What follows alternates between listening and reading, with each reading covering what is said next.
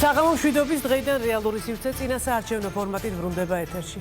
რადგან ამ სივრცეში ადამიანის ხმა, აზრი და ინტერესი ყოველთვის მთავარია, არჩევნებამდე ერთი თვის განმავლობაში აქ კითხვებს დასვამენ ადამიანები საქართველოს სოფლებიდან და ქალაქებიდან.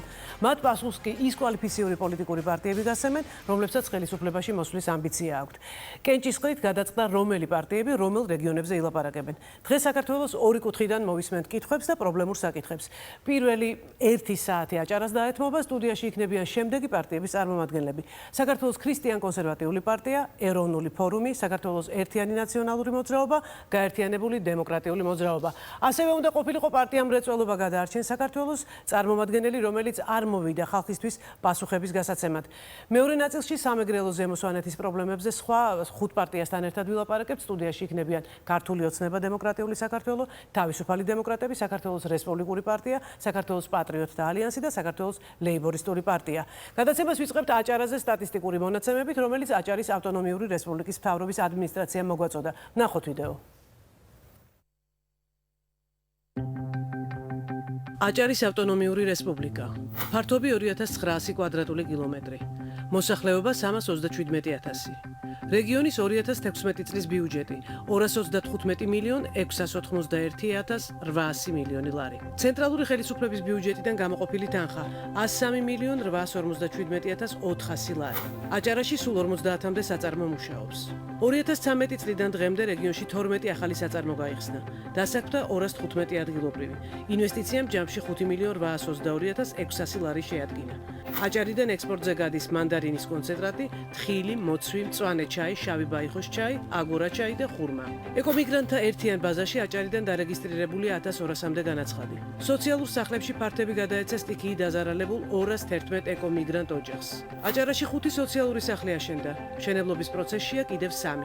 მთავრობის სარეზერვო ფონდიდან ხანძრისა და სტიქიის შედეგად დაზარალებულმა 1679 ოჯახმა მიიღო ფინანსური დახმარება სულ 2.368.947 ლარი. აჭარაში 2013-2015 წლების განმავლობაში 35.503.850 ლარის ინფრასტრუქტურული პროექტი განხორციელდა.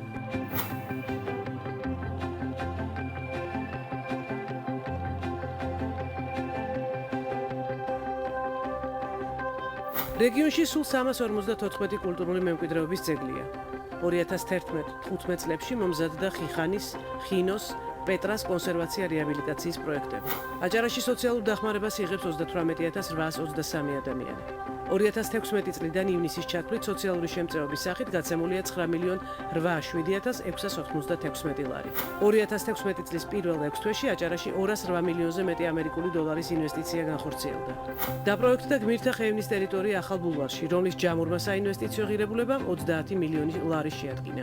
აჭარის ადმინისტრაციის ტერიტორიაზე სულ 229 საჯარო სკოლაა. მათგან სრულად რეაბილიტირებულია 22. მცირე სამუშაოები ჩაუტარდა 14, აშენდა 7 და მიმდინარეობს 4 ახალი საჯარო სკოლის მშენებლობა. 2012-15 წლებში აჭარის 5-ვე მუნიციპალიტეტში აშენდა 35 და რეაბილიტაცია ჩაუტარდა 42 საბავშვო ბაღს. აჭარის ავტონომიური რესპუბლიკის ტერიტორიაზე სულ 387 სამკურნალო პროფილაქტიკური დაწესებულება ფუნქციონირებს. 2018 წელს აჭარას თანამედროვე სტანდარტების ახალი რესპუბლიკური საავადმყოფო ექნება, რომელიც 170 საწოლზეა გათვლილი. ეს იყო რეგიონის სტატისტიკური მონაცემები, მაგრამ აჭარაში ადგილობრივები ლაპარაკობენ პრობლემებზე და პოლიტიკურ პარტიებს უსვამენ კითხვებს. რეალური სივრცე მათი გააზრებული არჩევანისთვის იწყებს მუშაობას. ახლა პირველი საკითხი, რომელსაც 5-ვე პარტიის წარმომადგენელი გასცემს პასუხს, პასუხისთვის წუთნახევარი გექნებათ ბატონებო. დროის გასვლის შემდეგ მიკროფონი ავტომატურად ითიშება. მე კიდევ ერთხელ მოგესალმებით და წარმატებულ ეთერს გისურვებთ. ნახოთ ვიდეო.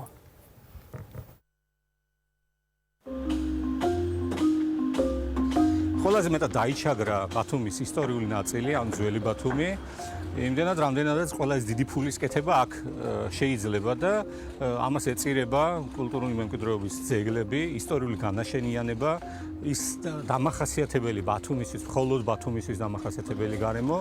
ბათუმა საერთოდ ახალი სახე შეიძინა, თქვათ ის იდეა თუ კონცეფცია, რომ მე აქ ვარ მასპინძელი, აქ პირიქით არქიტექტურამ განაპირობა ის, რომ აი რაღაც პირიქით გთურგუნავს რაღაც ზეწოლას ახდენს შენზე, იმდენად რამდენადაც შენობები არის დამინახე შემამჩნია რაღაც მაღალი შუშა, ლაპლაპებს, ოქრო სიმართლე გითხრათ, არანაირი იმედი არ მაქვს, რომ რომელიმე ხელისუფლება ამ საკითხს მოაგვარებს, ყოველ შემთხვევაში თავის სასარგებლოდ არ გამოიყენებს კულტურულ მემკვიდრეობას, მაგრამ მაინც დავსვამ ასეთ შეკითხვას, რომ თუ შეუძლია რამენერად ეს ეჭვი გამიფანტოს ჩვენმა სტუმარმა პარტიამ.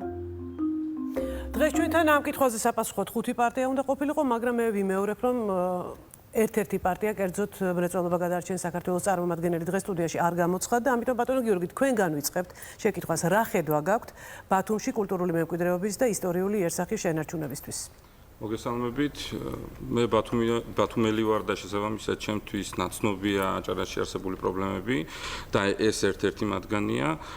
ზოგადად ბათუმს გააჩნია განვითარების დიდი პერსპექტივა და კერძოდ ის ჩემი აზრით უნდა განვითარდეს ორი ძირითადი მიმართულებით. ერთი არის ზღვისპირი ზოლის ათვისება და გონიომდე ბულვარის გაგრძელება. სხვათა შორის ეს პროექტი არსებობდა, მაგრამ დღევანდელმა ხელისუფლებამ ფაქტიურად დღის წესრიგიდან მოხსნა ეს პროექტი. და მეორე განვითარების მეორე მიმართულება ეს უნდა იყოს ბათუმის შიგნით. აი კონკრეტულად მაგალითად ჭაობის უბანი, ეგრეთ წოდებული, რომელიც დაჩაგრულია, ესე ვთქვათ, ყოველი გაწვიმების შემდეგ ამ უბანში არის და იტბორება ეს უბანი და შესაბამისად აქ პრაქტიკულად პირველ სართულზე ცხოვრება შეუძლებელი. და ჩემი ბავშვობიდან მოყოლებული ყველა ხელისუფლება ამ ტერიტორიაზე გაკეთებას, ინფრასტრუქტურის მოწყობას პირდებოდა, მაგრამ დღემდე შეუსრულებელი დარჩა. შესაბამისად, ეს და მსგავს ტერიტორიები უნდა იქნას ათვისებული, რაც შეეხება ძველ ბათუმს, ეგრეთ წოდებულ ძველ ბათუმს, სადაც ძირითადად თავმოყრილია კულტურული მემკვიდრეობა, აქ უნდა მოხდეს ამ ტერიტორიაზე განაშენიანება, ახალი მშენებლობის წარმოება, კომპეტენტური ექსპერტების დასკვნისა და საზოგადოების ჩართულობით აუცილებლად. და სხვათა შორის ეს პრობლემა არ არის მხოლოდ ბათუმის, იგივე პრინციპი უნდა გავრცელდეს ალბათ მთელი საქართველოს მასშტაბით და ამ პრინციპით უნდა მოხდეს კულტურული მემკვიდრეობის დაცვა. მადლობ თქვენი დრო ამოიწურა ბატონო ავთანდილ, ახლა იგივე შეკითხვით გადმოვდივართ თქვენთან. თქვენი ხედვა როგორი იქნება ბათუმის კულტურული მემკვიდრეობისა და ისტორიული? ჩვენს ტელემაყურებლებს. რა თქმა უნდა, ეს პრობლემა დღეს არ დაწყებულა.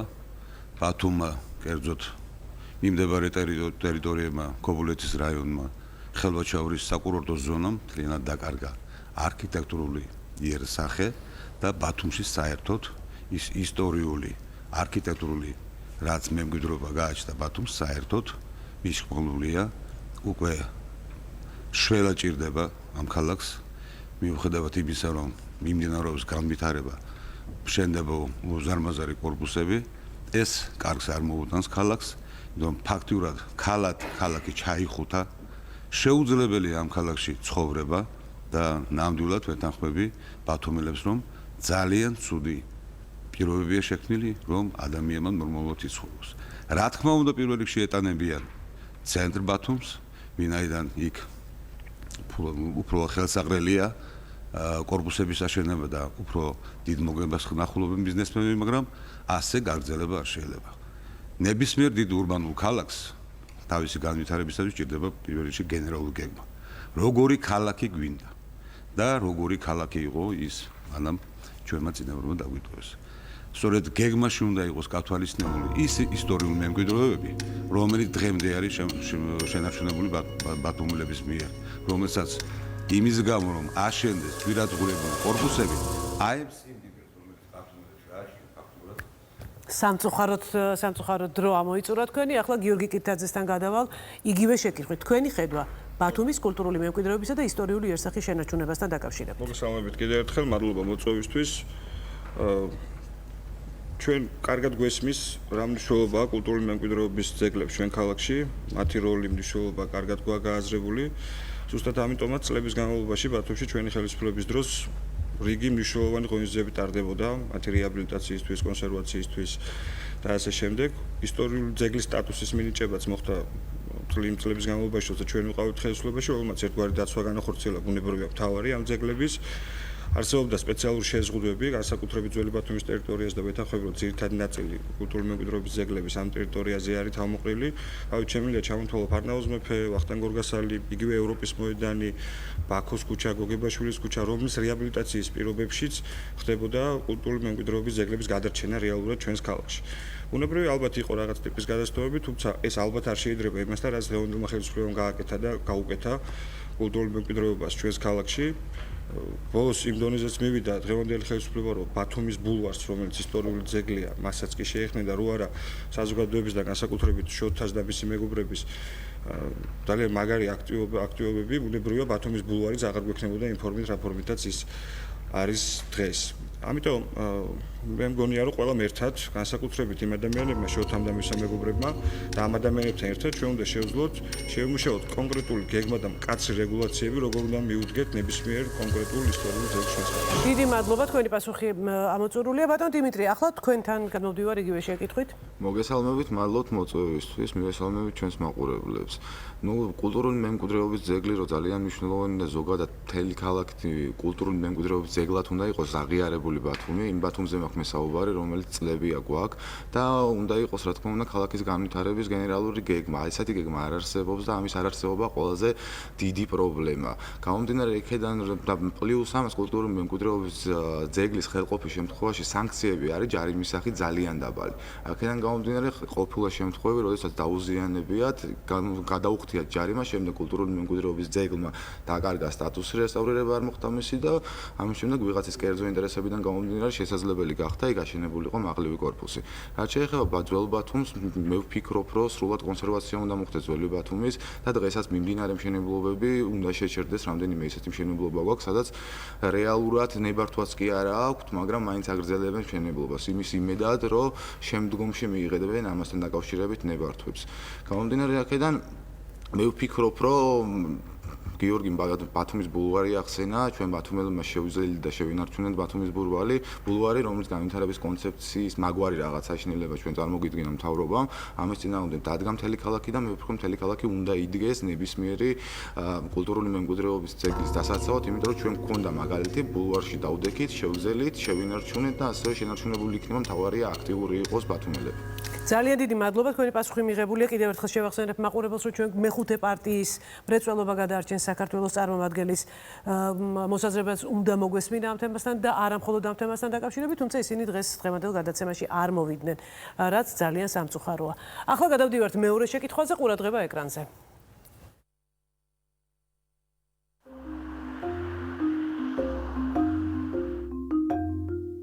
დავიწყეთ მუშაობა ამ მიწაზე, ვიხდით წლიურ გადასახადს დაახლოებით 200 ლარამდე.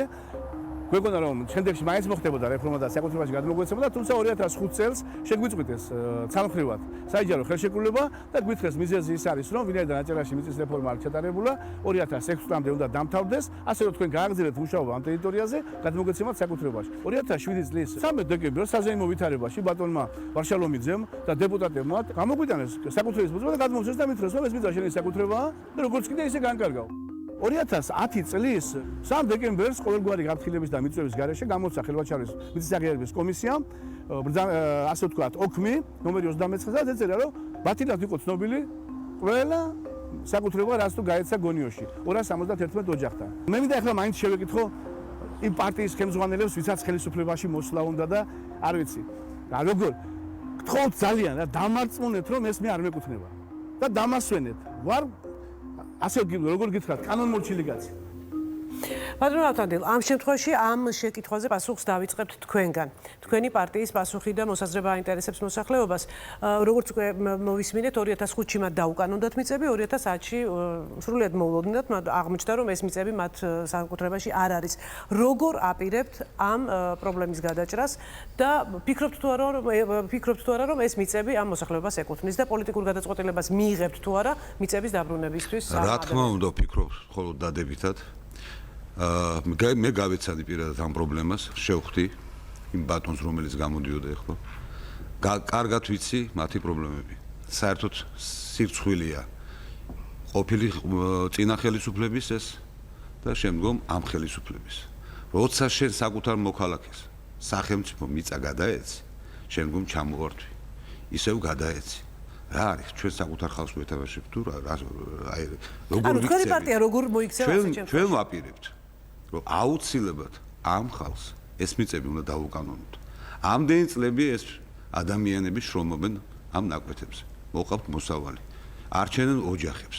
და ერთადერთი წყარო ამ ხალხის არის ეს შემოსავალი. ოღონდ უნდა კონკრეტულად უნდა შევისწავლოთ, რომ არ იყოს ამ პრობლემასთან მitmasnili ზოგიერთი სხვა პირები. ის 271 ადამიანი, რომელიც ითხოვს მიწის დაკანონებას, მე ვიცი, რომ ეს სამთავრობო დონეზე იყო განხილული, მაგრამ დღემდე არც ერთმა ხელისუფლებამ გადაწყვეტილება არ გამოიგო. რაც მართლაც სამარცხვინოა. და ჩვენ თუ მოვედით ხელისუფლებაში, აუცილებლად ამ პრობლემას პირდები გონიოს მოსახლეობას აუცილებლად გადაუჭირთ. სირცხვილი მადლობთ გადავდივარ ბატონ გიორგი კირთაძესთან და ძალიან გთხოვთ კონკრეტულ კითხვებზე კონკრეტული პასუხები რომ გავცეთ, იმიტომ რომ მოსახლეობა რომლებმაც ეს კითხვები მოგვაწოდეს და რომლებიც ჩავწერეთ, სწორედ რომ კონკრეტულ პასუხებს ითხოვენ თქვენგან. როგორ მოაგვარებთ ამ პრობლემას? დაუკანონებთ თუ არა იმ საკუთრებას, რომელიც მათ 2005-ში დაუკანონდათ? ხო, მე მგონი ბატონი აუცილებლად ფორუმი ხელისუფლებაში იყო და რაღაცები ვერ გავიგე მოკლედ ამ ბოლო რაღაცებში, მაგრამ ერთი მთავარი რამე და თქვა, ჩვენი ხელისუფლების შეცდომა იყო როგორც ამიწების დაკანონება, ისე ამიწის ნაკვეთების გაუქმება. ჩვენ ამას ვაღიარებთ. იყო ნაჩქარევი ერთი გადაწყვეტილებას და იყო ნაჩქარევი მეორე გადაწყვეტილებას. მე პირადად ვისწრებ ბატონ ენვერს და მინდა გითხრათ, რომ ეს ადამიანი დაიჩაგრა ამ გადაწყვეტილების გამო. ჩვენ მქონდა კონკრეტული შეთავაზებები ბოლო პერიოდში ჩვენი ხელისუფლებაში ყოფნის დროს გონიოს მოსახლეობისთვის, ეს გულისხმობდა მათზე კომპენსაციების გაცემას. მაშინ სამწუხაროდ ამ ხალხმა არ დაიჯერა ეს, არჩეული იქნა ქართული ოცნება ხელისუფლებაში და 4 წლის განმავლობაში. მხოლოდ კომისიების შექმნით იყო დღევანდელი ხელისუფლება დაკავებული. ბოლოს მიიღეს გადაწყვეტილება, რომელიც გონიოს მოსახლეობამ გაასაჩივრა სასამართლოში. შევთ ამ კარგი კითხვა დასვა კულტურულ მემკვიდრეობებთან დაკავშირებით წინა კითხვას ეხებოდა ეს. ყველას უნდა გვესმოდეს, რომ გონიოს ციხე ეს არის ეროვნული მნიშვნელობის კულტურული მემკვიდრეობის ძეგლი. ამიტომ აქ საკითხის ესე ხელაღებით გადაწყვეტა, რა თქმა უნდა, არ არის მარტივი. თუმცა კიდევ ერთხელ მინდა ვთქვა, ჩვენი პარტია ამას ბუნებრივია ეკიდება პასუხისმგებლობით, ვაღიარებთ იმას, რაც რეალურად მოხდა ამ ფაქტთან დაკავშირებით. უახლოეს პერიოდში იქნება წარმოდგენილი დეტალური პროგრამა ნაციონალური მოძრაობის აჭარაში, ჩვენი სამოქმედო გეგმა, სადაც ყველა მნიშვნელოვან და მტკივნეულ პრობლემაზე ჩვენ გვექნება ჩვენი სამოქმედო გეგმა წარმოდგენილი და ერთ-ერთ უმთავრეს ადგილს ამ პროგრამაში რა თქმა უნდა დაიკავებს გონიოს მიწების საკითხი. ანუ დაუბრუნებთ სადაც ცალსახად ჩამოაყალიბებთ ჩვენს პოზიციას. განიხილება ორი გზა, ეს არის კომპენსაცია, ეს არის გასაგებია. ბატონ დიმიტრი, თქვენი მოსაზრება ამ თემასთან დაკავშირებით.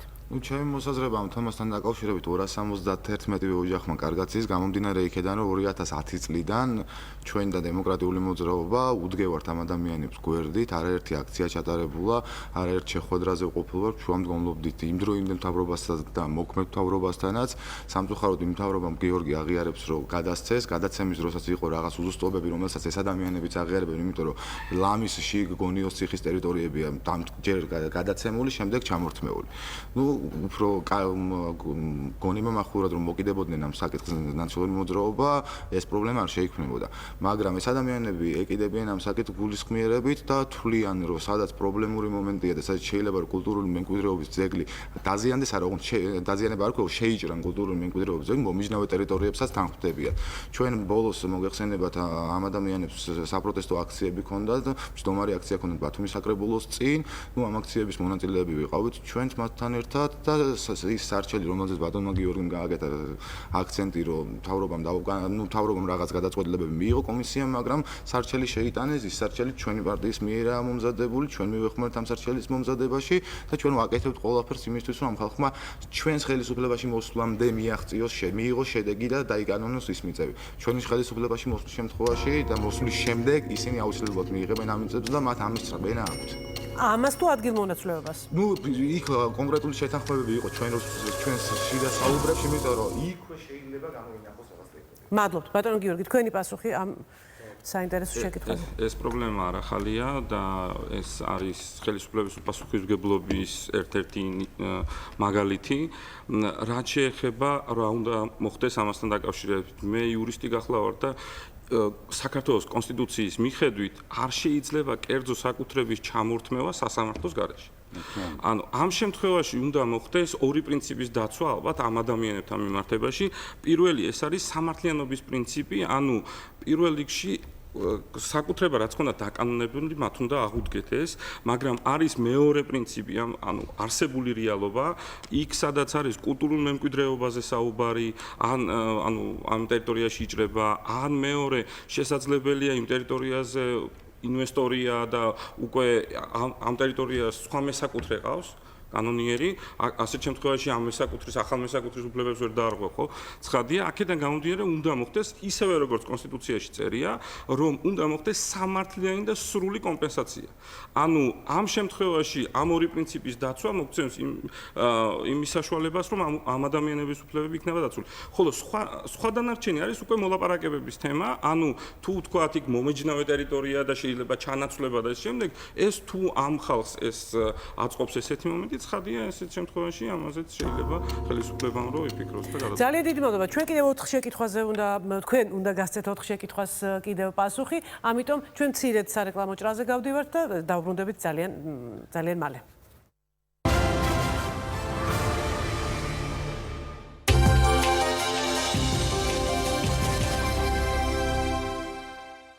ერთიანი ნაციონალური მოძრაობის გეგმის მიხედვით, ახალი სამუშაო ადგილების სწრაფად შექმნა შეიძლება გადასახადების მკვეთრად შემცირებით. ჩვენი გეგმით წარმოება, მომსახურება, ვაჭრობა დღეში 250 ლარამდე გათავისუფლდება ყოველგვარი გადასახადისგან, ხოლო მცირე ბიზნესი, რომლის ღიური ბრუნვა არის დღეში 550 ლარამდე, დაიბეგრება მხოლოდ ბრუნვის 3%. DGG-ს გადაიხდის მხოლოდ ის პირი, რომლის წლიური ბრუნვა 200.000 ლარს აღემატება. ამ და სხვა ინიციატივების შედეგად პირველივე წელს შეიქმნება 45,000 სამუშაო ადგილი, ხოლო ჩვენს ოჯახებს მეტი ფული დარჩება.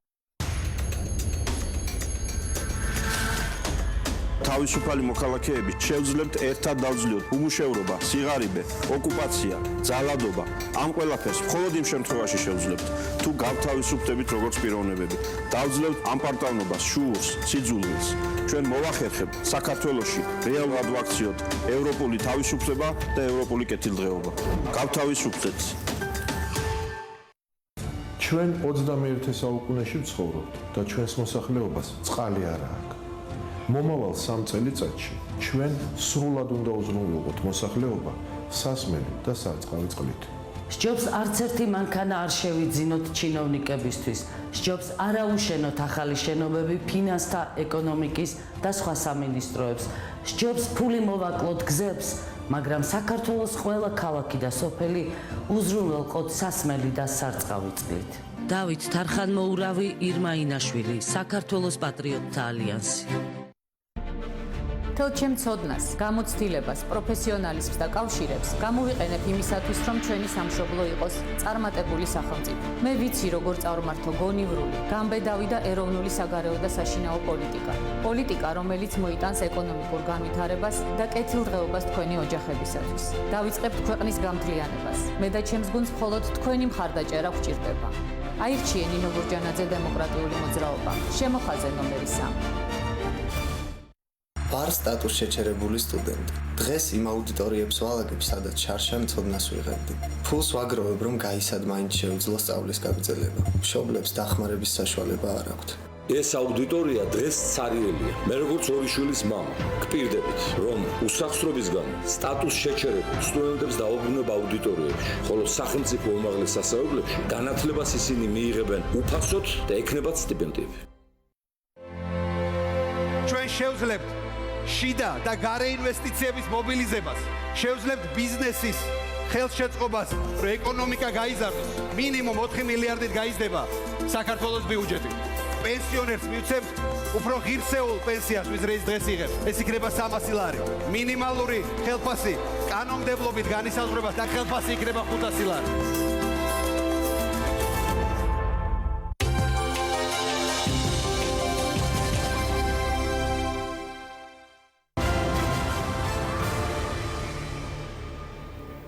ბრუნდებით რეალურ სივრცეში და პირველ ბლოკს, გადაცემის პირველ ბლოკს მთლიანად უძღვნით აჭარის პრობლემებს და ჩვენთან სტუდიაში საპასუხოდ იმ კითხვებზე, რომლებსაც მოსახლეობა სვამს, 4 პარტია დღეს, სამწუხაროდ ერთი პარტია არ მოვიდა, კონკრეტულად მრეწველობა გადაარჩენს საქართველოს. ახლა მესამე შეკითხვა, რომელიც მომზადდა აჭარაში, თხოვთ ყურადღებას ეკრანზე.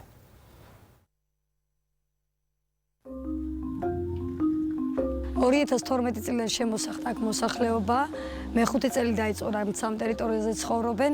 ჯერ იყო 3 ქოხი, გახდა 700 ქოხი, შემდეგ დღესდღეობით გვაქვს 2000 ქოხი, არიან 600 ბავშვი. სარგებლობთ სოციალური სტატუსით, სათნოების სასადილოთი. მოსახლეობის კატეგორიები არის მარშინალდაკარგულები, მარტოხელადები, სოციალურად დაუცველი ოჯახები, ომის ვეტერნები. გვინდა რომ ეს კატეგორიები იყოს გათვალისწინებული. ნახევარ ტერიტორიას მივცემდი ერთლარად ინვესტორს, ავაშენებდი მრავალსართულიან კორპუსებს და უსასყიდლოდ მივცემდი ამ დასახლების იმ 6-ვე კატეგორიას, რომელსაც მართლა ეკუთვნის უფასოდ ბინა და არა იმ 10%, ვისაც არ ეკუთვნის. ბატონ გიორგი, თქვენ გადავიწყებთ ამ შეკითხვას, თქვენთან გადმოვალთ პირველ რიგში შეკითხვით, როგორ ფიქრობთ აჭარის აი ამ უმწვავესი პრობლემის ოცნების ქალაქის საკითხის მოგვარებას? ეს არის ქალაქი, რომელიც შეიქმნა ქართული ოცნების ხელისუფლებაში მოსვლისთანავე და თვეების და წლების განმავლობაში იზრდება და იზრდება. მე რამოდენიმეჯერ ვიყავი ამ ქალაქში. მათ შორის ბოლო პერიოდში მისული ვიყავით ერთადერთი მიზეზით ლევონ ვარშელომიძემ მათ წარუდგინა კონკრეტული გეგმა ამ პრობლემის მოგვარების. გეგმა მდგომარეობს შემდეგში. აჭარის მთავრობა აჭარის ბიუჯეტიდან გამოყოფს 4 წლის განმავლობაში 120 მილიონ ლარს, რომლითაც ბათუმში აშენდება 2800 ბინა. ეს სულად აკმაყოფილებს ოცნების ქალაქს, ბათუმში ავარიულ სახლებს და ასევე ზემოთიან აჭარაში პირველ და მეორე კატეგორიის მეწყესაშის ზონაში მაცხოვრებელ ოჯახებს. ეს არის კონკრეტული გეგმა, კონკრეტული პროექტი, თვეებით, წლებით გაწერილი, გააზრებული და პროექტი, რომელიც აუცილებლად განხორციელდება. თქვენ ალბათ გახსოვთ და მაყურებელს ალბათ ახსოვს რა მოყვა ამ ყველაფერს ლევონ ვარშელომიძე კონკრეტულ ოჯახებთან დღესაც მათ შორის გუშინაც ხვალაც აუცილებლად გააფორმოს ხელშეკრულებებს ყველა იმ ადამიანთან, ვინც ამ კატეგორიებს განეკუთვნება. ლევონ ვარშელომიძე ამის გამო დაიბარეს სახელმწიფო აუდიტის სამსახურში, მას დაუსვეს კითხვები, ხელისუფლებამ სცადა რომ ჩვენ ვარი გვეთქვა მოსახლეობასთან ხელშეკრულებების გაფორმებაზე და შეგვეწყვიტა აღნიშნული, ესე ვთქვათ, პროგრამის პრეზენტაცია, მაგრამ მათ ეს არ გამოვიდათ. მინდა უთხრა ქართულ ოცნებას.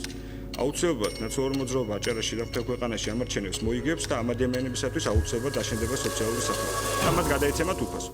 გასაგებია ბატონ დიმიტრი, თქვენ როგორ წარმოგიდგენიათ ამ პრობლემის მოგვარება თქვენს პარტიას? ეს მინდა მეც აღვნიშნო ძალიან მნიშვნელოვანი და მწვავე პრობლემაა ზოგადად ქალაქისთვის და რეგიონისთვის, იმიტომ რომ აჭარის სხვადასხვა კუთხეებიდან არიან ეს ადამიანები წარმოშობით, იქ ზოგს სახკარი არ გააჩნია, ზოგის მეც ვიცნობ ამ პრობლემაზე, ზოგი ძალიან მცირე ტერიტორია და ფართი გააჩნიათ და ვერ ეტევიან და ამის გამო გაიყო ოჯახები და წამოვიდნენ და ქონდათ იმედი იმისა, რომ ოცნების ქალაქი იმიტომ დაარქვეს, რომ ქართული ოცნების ხელისუფლებაში მოსვლის შემდეგ ისინი მიიღებდნენ სარგებელს, დაკმაყოფილდებოდნენ ბინებით. მაგრამ ეს ოცნება, რა თქმა უნდა, როგორც ბევრი დანაპირები ოცნება დარჩა, ეს ქალაქი რეალურად ძალიან სამწუხაროა, მაგრამ იზრდება, მაგრამ ჩვენ ვფიქრობთ, რომ ამ პრობლემის მოგვარება შეიძლება მხოლოდ იქიდან გამომდინარე, რომ უშუალოდ ქალაქის მერიას გააჩნია საბინაო ფონდი. ამ საბინაო ფონდში ნებისმიერ მშენებლობიდან კონკრეტული პროცენტული რაოდენობის კვადრატული ან ფართი რჩება მერიის ბალანსზე. და ძალიან მარტივად შეიძლება ამ კონკრეტული ფონდიდან გამოიძებნოს ის ფართი და იმდენი რაოდენობის ბინა, რომ ეს ადამიანები დაკმაყოფილდნენ. პლუს ამას ჩვენ სამწუხაროდ გვქონდა ისეთი ფაქტებიც, რომ ვიცით, კონკრეტული ბიზნესმენები, ზოგი ნებით, ზოგი ძალდატანები ჩუქნიდნენ, აძლევდნენ ყოფილ ხელისუფლებასაც და მოქმედ ხელისუფლებასაც ბინებს. ანუ თუ ჩვენ დავაინტერესებთ ამ ბიზნესმენებსაც, რომ პოლიტიკოსებს კი არ აჩუქონ ეს ბინები და გავლენიან ადამიანებს და დავშევიდეთ იმას დარწმუნებას, რომ დაეხმარონ ამ ხალხის პრობლემა გადაიჭრება აუცილებლად. მადლობთ ბატონ გიორგი, თქვენ უნდა გაგცეთ ახლა ამ შეკითხვაზე პასუხი ოცნების ქალაქი და მისი პერსპექტივა, როგორ წარმოგიდგენიათ? ძალიან სიმბოლურია, რომ ამ ქალაქს ოცნების ქალაქი ვქვია, სამწუხაროდ. პირველ რიგში მისასალმებელია ის ინიციატივა, რაც ლევონ ვარშელომიძემ გააკეთა, რომ ხელშეკრულებას უდებს ამ ხალხს დაპირდება მათ აშენებას, კორპუსებისა და გადაცემას ბინების და ეს კაცი მართლაც დაიბარეს პროკურატურაში და არა, თქვენ როგორ აპირებთ მოგვარებას? თავარი შეკითხვა ამ შემთხვევაში თქვენგან ეკითხება. ეს კარგი ინიციატივაა, მაგრამ მე ვფიქრობ, რომ უნდა იყოს ინდივიდუალური მიდგომა, არა ზოგადი ხელშეკრულება, არამედ ინდივიდუალური მიდგომა, იმიტომ რომ თვითონ გამომცემლმაც ქალბატონმაც ბრძანა აქვს, რომ 10% იქ არ არის ის ადამიანები, რომლებსაც ეკუთვნის ეს ბინები. ან საჭიროება აქვს ბინის. და საჭიროება აქვს, ანუ მიტმასნილი არიან ეს ადამიანები. აქედან გამომდინარე, უნდა იყოს ინდივიდუალურად შესწავლილი თითოეული ოჯახი, მათი საჭიროება და მათი ისტორიაც, საიდან მოხვდნენ აქ და როგორ და რატომ შეიძლება ზოგიერთი არის როგორც ხდება ხოლმე მიწერილია უბრალოდ და მხოლოდ კომისია როცა მიდის მაშინ მოირბენენ იქ რომ ბინა მიიღონ ხო აქედან გამომდინარე ინდივიდუალურად უნდა იქნეს შესწავლილი ინდივიდუალურად უნდა დაიდოს ხელშეკრულება და ზოგადად ესეთი ინიციატივები კი არ უნდა იყოს რაღაც ჩასაფრებისაგანი რომ პროკურატურა და შემ პირიქით ხელისუფლებამ ახალი უკეთესი ინიციატივა უნდა შესთავაზოს და ზოგადად არჩევნები უნდა იყოს არა ხელის გადაგრიხვაზე შეჯიბრი არამედ უნდა იყოს რეალურ საქმეზე ორიენტირებული. ვისაც ეკუთვნის უნდა დააკმაყოფილოს თავრობა. დიახ, რა თქმა უნდა. მადლობთ. ბატონო ავთო, თქვენი მოსაზრება. რა თქმა უნდა, ეს პრობლემა გუშინ არ დაწყებულა. 2012 წლიდან დაიწყო. იმდენად ქაოტურად მიდიოდა უკვე ჩასახლება მოქალაქეების რომ დღემდე გაურკვეველია ჩემთვის, რატომ შესაბამისმა სამსახურებმა თავის დროზე არ გამახვილეს ყურადღება, არ მიაქციეს რა ხდებოდა ამ ოცნების ქალაქში. ძალიან სიმბოლურად მართლა დაერქვა ამ ქალაქს ოცნების ქალაქი, იმიტომ არჩევნების შემდგომაც და მანამდე პირდებოდნენ ალბათ პარტიები რომ აუცილებლად დააგმაყოფილებდნენ, მაგრამ დღემდე არ არის გადაწყვეტილი ეს საკითხი. ჩვენ ვფიქრობთ, რომ თითოეული მათგანი, ვინც იქ არის დასახლებული და საჭიროებს დახმარებას, შენ თუ სახელმწიფო ხარ, აუცილებლად უნდა დაეხმარო, ოღონ ინდივიდუალურად შესაძლებელია. იქ არა მარტო ადგილობრივი აჭარის რეგიონიდან შეჭრილები არიან და ცხოვრობენ, არამედ უკვე იმდენად ქაოტურად მიმდინარეობს ჩასახლებები, რომ სხვადასხვა რეგიონებიდან მოდის უკვე ხალხი იქ დასაკავებლად ფართების. ამიტომ დროზეა მისახედი და აუცილებლად ეს საკითხი უნდა გადაწყვეტოს ჩვენი მოსახლეობის გაჭირვებული ხალხის ინტერესებიდან გამომდინარე. თუ ადამიანს არ უჭირს ნამდვილად არ ექნება სურვილი რომ იმ ადგილზე იცხოვროს. მით უმეტეს იმ პირობებში, რომელ პირობებში ჩვენი მოქალაქეები ცხოვრობენ. სახელმწიფომ უნდა მიიღოს ყიფე გადაწყვეტილება ამ შემთხვევაში. დიდი მადლობა. ახლა გადავდივართ მეოთხე შეკითხვაზე და თავისთავადია ჩანახატი, რომელიც ჩვენმა ჟურნალისტებმა მოამზადეს აჭარაში. მეოთხე.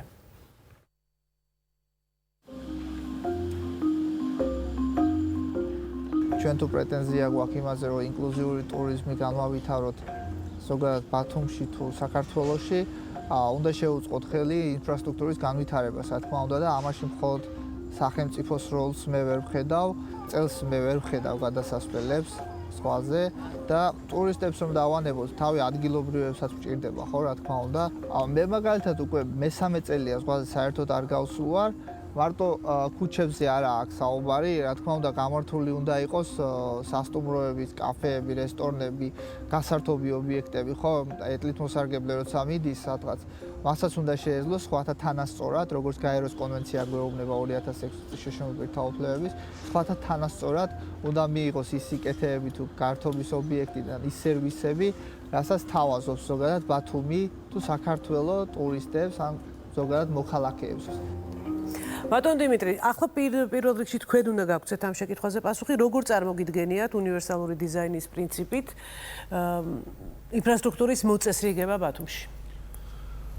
თელაჭარაში პრინციპში თელაჭარაში რა თქმა უნდა და ანუ ადაპტირებული რომ უნდა იყოს ყველა შენობა ყველანი თანხმდებით განსაკუთრებით საჯარო შენობებზე მაქვს პირველ რიგში აქცენტი იმიტომ რომ ამ საჯარო შენობებში მომუშავე საჯარო მოხელეებთან უნდა მოახერხოს ამ ადამიანებმა თუნდაც კომუნიკაცია იმისთვის რომ შემდეგ დაიგეგმოს ამ ადამიანებთან ერთად სად შეიძლება გაკეთდეს რომელი უფრო აუცილებელია დაიგეგმოს პრიორიტეტები ასე შემდეგ და შემდეგ მაგრამ ძალიან სამწუხაროა ნებისმიერი ხელისუფლება მხოლოდ იმისთვის რომ ვიღაცის გული მოიგოს ამ თუნდაც ამ ადამიანების გული მოეთლეთ მოსარგებლეების გული მოიგოს სიმბოლურად რამდენიმე ადამიანს არჩევს ხოლმე თუნდაც რომელიმე ორგანიზაციების ხელმძღვანელებს ხდება მათი ანუ ამ სახეების წამოწევა რეალურად მათთან ერთად წინასაარჩევნო კამპანიას აპატარებენ გეგმავენ რაღაცეებს პირდებიან რაღაცეებს მაგრამ შედეგს ვერ ვღებულობთ იმიტომ რომ ძალიან ბევრი პირველ რიგში კიდე აქცენტს ვაკეთებ საჯარო სტრუქტურაა რომელიც ადაპტირებული არ არის. რა თქმა უნდა მე ვეთანხმები თომას პოზიციას იმასთან დაკავშირებით და ვფიქრობ ყველა და მეთანხმება რომ უნდა იყოს ადაპტირებული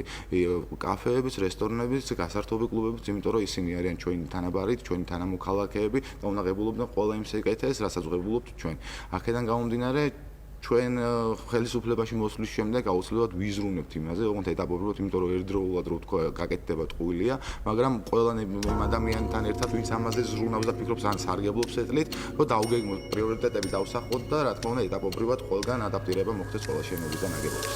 დიდი მადლობა ბატონო გიორგი, თქვენი მოსაზრება უნივერსალური დიზაინის პრინციპით ინფრასტრუქტურის მოწესრიგება. შესაძლებლობის მქონე პირები არიან ადამიანები, რომელთაც სჭირდებათ ინტეგრირება საზოგადოებაში და ამისთვის საჭირო არის პირველ რიგში ადაპტირებული ინფრასტრუქტურა. თუმცა მხოლოდ ესეც არ არის, ამის გარდა პლუს უნდა იყოს ამ მათთვის ადაპტირებული საზოგადოებრივი ტრანსპორტით, რაც ევროპაში ჩვეულებრივი სტანდარტია და საქართველოს კავშირთან არ არსებობს რა. ამიტომ ეს აუცილებელია, მაგრამ ცხადია ეს არის ფინანსებთან დაკავშირებული და ეს პანდუსები მარტო არ არის, ანუ აქ ბევრი რამ არის და აქაც ბევრი პრობლემაზე იყო საუბარი, მაგრამ თუნდაც საქართველოს წირი ბიუჯეტის პირობებში შესაძლებელია ამის გაკეთება. ჩვენი ხელისუფლება თუ დაიოკებს თავის უნებებს და შეზღუდავს თავის პრემიებს და დანამატებს, შესაძლებელია რომ ეს დანაზოგი თანხა ამ პრობლემის მოსაგვარებლად რო წავიდეს, დიდი ნაწილი ამ პრობლემებისა მალევე მოგვარდება. სხვადასხვა ეს არ არის მხოლოდ აჭარის პრობლემა. ეს მთლიანად მთელი საქართველოს პრობლემა, არც თბილისშია გამართულად. თბილისში მხოლოდ რიგ ქუჩებზე არის პანდუსები და მორჩა მეტი არაფერი არაა ფაქტიურად, ანუ ზოგიერთ ადმინისტრაციულ შენობებთან და იგივე პირველ რიგში საზოგადოებრივი ტრანსპორტის პრობლემა ეს მთლიანად მთელ საქართველოს აწუხებს და ცხადია ადაპტირებული ტრანსპორტის ამდენად ვფიქრობ, რომ ხელისუფლებაში არსებობის შემთხვევაში ჩვენ აუცილებლად ამ პრობლემას მივხედავთ ეტაპობრივად, რა თქმა უნდა, და ეკონომიის ხარჯზე ამ პრობლემას შეიძლება მიეხებოს.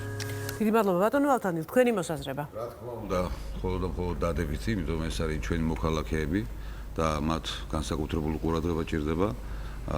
ადაპტაცია პირველ რიგში, იმიტომ რომ ნებისმიერი შენობა, კორპუსი, კომპლექსი რაც შენება, უნდა მოხდეს, მათზე უნდა იყოს გათვლილი და მათი უფლებები პირველ რიგში უნდა იყოს დაცული. აქედან გამომდინარე მე ვთვლი, რომ დღეს 21 საუკუნეა და ამ პრობლემას არ უნდა აწყდებოდეს თითოეული მათგანი. ჩვენ ხელისუფლებაში მოსვლის პირობებში მე ვაძლევ პირობას, რომ აუცილებლად იქნება გათვალისწინებული მათი ინტერესები და ყველანაირად ვეცდებით, რომ მათი მდგომარეობა ნამდვილად შეიცვალოს და იყოს სახელმწიფოს მხრიდან მზრუნველობა. ჩვენ ვალდებულები ვართ მათ წინაშე და ეს ვალდებულება პირნათლად უნდა შევასრულოთ. დიდი მადლობა ბატონო გიორგი, როგორ აპირებთ? აი უშუალოდ როგორი გეგმა გაქვთ ამასთან დაკავშირებით? ხო, ბუნებრივია, ყველა ვთანხმდებით იმაზე, რომ გარემო ბოლომდე უნდა იყოს ადაპტირებული. ამ მიმართულებით ვერ დავეთანხმები, რომ ბათუმში მნიშვნელოვანი რაღაცები არის უკვე გაკეთებული, რეაბილიტირებული ქალაქის ის ნაწილი, სადაც მოხდა საგზავნო ინფრასტრუქტურის რეაბილიტაცია, ადაპტირებულია შესაძლებლობის მქონე პირებზე, მათ შორის იქნა სპეციალური ავტობუსები შეძენილი, რომელიც ასევე ადაპტირებული არის.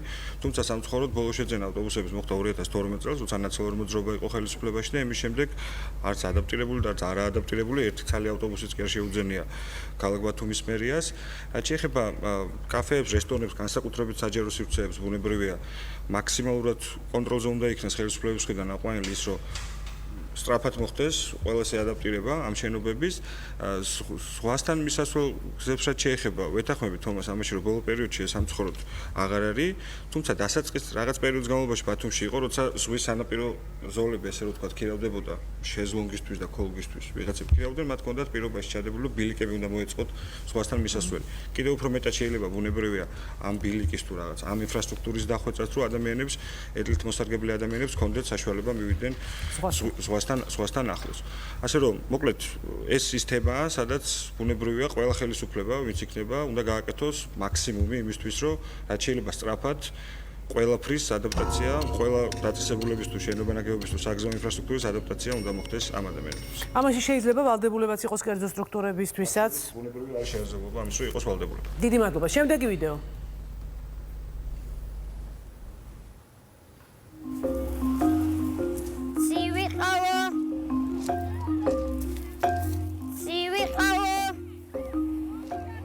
მე მქვია გივიკო ვარ, დაბატაძე ვარ 9 წლის ის მუშაობ დილიდან საღამომდე და მე მივდივარ სახლში. მუშაობ მე გულის მანკიანი პატარა ძისთვის, რომ წამლის ფული აუგროვოთ გულის მანკიანი რომ არის და საოპერაციად ორი ზაფხულია მუშაობას. შარშანაც მუშაობდი და ახაც. ხან მამას ცივისასმელები გააქვს, სიმინდი დააქვს. ხან ისინი ის დააქვს ცივი ყავა ხან. და ასე მუშაობ.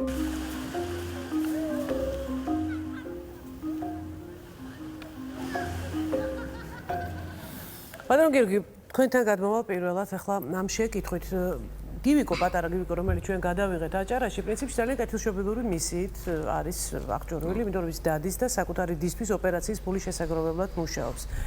თუმცა საკმაოდ ეწინააღმდეგება ეს ყველაფერი ბავშვთა კონვენციის, ბავშვთა უფლებების კონვენციას. როგორ ფიქრობთ, როგორ შეიძლება დავიცვათ აი ესეთი პატარები, ესეთი შრომისაგან, რომელიც მათთვის ფაქტიურად აკრძალულია კონვენციით? ეხლა პირველ რიგში უნდა ითქვას, რომ ეს კონვენციით და საქართველოს კანონმდებლობითაც აკრძალულია, კონკრეტულად შრომის კოდექსის მიხედვით არ შეიძლება 14 წლამდე ბავშვი რომ მუშაობდეს, მაგრამ 14 წლის ზევითაც სრულწლოვანებამდე შეიძლება მუშაობდეს მხოლოდ სუბუქ სამუშაოზე. და არა ესე დატვირთვით და 8 საათი და სიმძიმეების ტარებით და ესე შემდეგ. ამასთან ერთად ეს ცხადი არის, ეს პრობლემა არის მძიმე სოციალური მდგომარეობიდან გამომდინარე. ამიტომ ალბათ უკეთესი იქნება არა საყოველთაო დაზღვევა ამ თვალსაზრისით, არამედ უნდა დააზღვიოს სწორედ ეგეთი ადამიანები, რომელსაც სოციალურად სიღარიბის ზღვარს მიღმა არიან და შესაბამისად ოპერაციას ვერ უკეთებენ გულის მანკის ხო და ფულს აგროვებს, არა?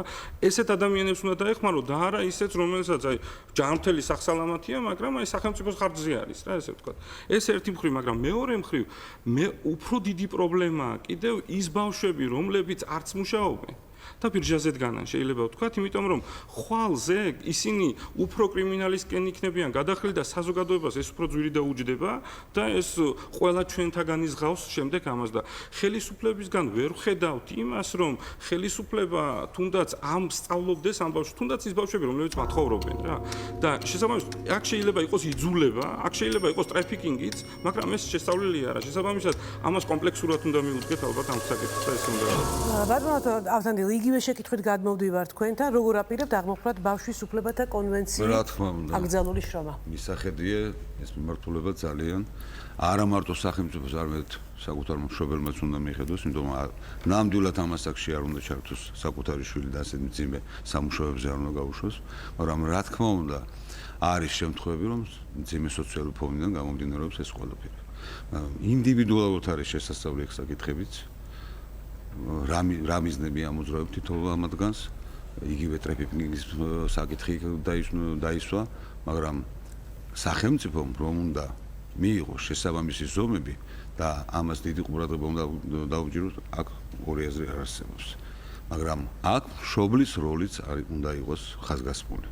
იმიტომ 14 წლის შემდგომ ასაკში მუშაობა ნამდვილად სასურველიც არის და მე ბევრი ჩემს სანათესაოს ხედავ, რომ იწყებენ, უნდათ რომ თავიანთი სწავლის ფული ან ჩასაცმელი წინასწარ მოიმარაგონ, მინდაიდან არ შეუძლია ოჯახს უზრუნველყო მათი მოთხოვნები, აქედან გამომდინარე ისინი შრომობენ, მაგრამ ასეთი მცირე ასაკის ბავშვის ამ სიმძიმეების ტარება ნამდვილად დაუშვებლად მიმაჩნია. თუმცა კანონი გძალავს, მაგრამ აღსრულება ეგ არის პრობლემა. კანონი ირღვევა არა მარტო სახელმწიფოს მხრიდან, არამედ მშობლის მხრიდანაც, ხო? მოდი ასეც მივხვდით. მშობელმაც უნდა მიაქციოს საკუთარ შვილს ყურადღება, რომ ამ დონემდე არ მივიღოს. თუნდაც თვითონ რომ გააკეთოს ეს საქმე, უფრო ოპრიანი. მადლობთ ბატონ გიორგი, თქვენ როგორ ფიქრობთ ამ პრობლემის აღმოფხვრას? ხო, არ მგონია რომ რომელიმე მშობელი ამას დიდი სიხარულით ხვდებოდეს, როცა თავისი 8 წლის ბავშვი ალბათ დაახლოებით. 8 წლის. მთელი დღის განმავლობაში სიცხეში პლაჟზე არის ამ მდგომარეობაში. მე მგონია რომ აქ ამ ყველაფრის თავი და თავი ბუნებრივი არის სოციალურ-ეკონომიკური მდგომარეობა, რაც გვაქვს ჩვენ რეალურად ქვეყანაში. მშობელი უნდა მუშაობდეს და ბავშვი უნდა სწავლობდეს, ერთობოდეს, ფეხბურთს თამაშობდეს და ასე შემდეგ. ამიტომ აქ გამოსავალი ბუნებრივი არის ერთი ქვეყნის სწრაფი ეკონომიკური განვითარება. ჩვენ გვაქვს კონკრეტული გეგმა, რა უნდა გაკეთდეს ამისთვის. ბიუროკრატიის ხარჯების შემცირება უბრალოდ ბიუროკრატიის ხარჯების შემცირება, ამის ხარჯზე გადასახადების შემცირება და მეტი ფული ბიზნეს, რომელიც რეალურად შექმნის მეტ სამუშაო ადგილს. ჩვენ რეგიონის შემთხვევაში გვაქვს კონკრეტული გეგმა, რომლის მიხედვითაც უნდა შეიქმნას ახალი ინდუსტრიული ზონები და დამატებით 15000 სამუშაო ადგილი გაჩნდება ჩვენს რეგიონში. ეს არის ალბათ ერთადერთი გამოსავალი ამ პრობლემისა, რომელიც მოგცემს საშუალებას, რომ გივიკოს მშობლებმა იმუშაოს და გივიკო რაღაცა სხვა საქმე დაკავდეს, ბუნებრივია სწავლით, გართობითა თუ სპორტით. სხვა გამოსავალი ჩემი ეს ამ ყველაფერს არ აქვს უბრალოდ. გასაგებია. ბატონ დიმიტრი, და თქვენ უნდა გაგვცეთ რა თქმა უნდა ამ შეკითხვაზე პასუხი. თქვენ ნახეთ ახლა ძალიან სამწუხარო ფაქტია და ეხლაც ნახეთ ყველა ჩვენთანგან და ჩვენ ყოველდღურად ხედავთ ამას სამწუხაროდ. რაც შეეხება აქ ეს ყველაფერი მომდინარეობს ეკონომიკური სიდუხჭერიდან რა თქმა უნდა არც ერთი მშობელს არ უხარია თავისი შვილი ჩართოს მსგავს საქმიანობაში, მაგრამ დამერწმუნდით გივიკოს მიერ ნაშოვი ფული ცივიყავის გაყიდვით დისცაც ვერაფერს შეუსუბუქებს მშობელს. აქედან გამომდინარე ეს კანონით იგრძალება და ამას უნდა ახდეს აღსრულება. მიუხედავად იმისა, რომ მშობელი შეიძლება წინააღმდეგი იყოს და იქიდან გამომდინარე ძალიან უჭირს აღსრულების წინააღმდეგად წავიდეს და თქვას, რომ შვილი მისია და ან თუ არ გავარკვევთ, თუ არ გავარკვევთ მისია და ასე ზრდის, თუ არ გავარკვევთ, შესაბამის ორგანოებმა კონკრეტული რეაგირება უნდა მოახდინონ, იმიტომ რომ 8 წლის გივიკოს მიერ დღის განმავლობაში თუნდაც 10 ჭიქაცი ვიყავა გაყიდული, ვერანაირად ვერ შეამსუბუქებს მშობლის მდგომარეობას, მიუხედავად იმისა, რომ მშობელიც თქვა გივიკომ, რომ ან კოკაკოლას ყიდის, ან ცივ წყლებს ყიდის, ასე შემდეგ და ისიც ანალოგიურად მუშაობს.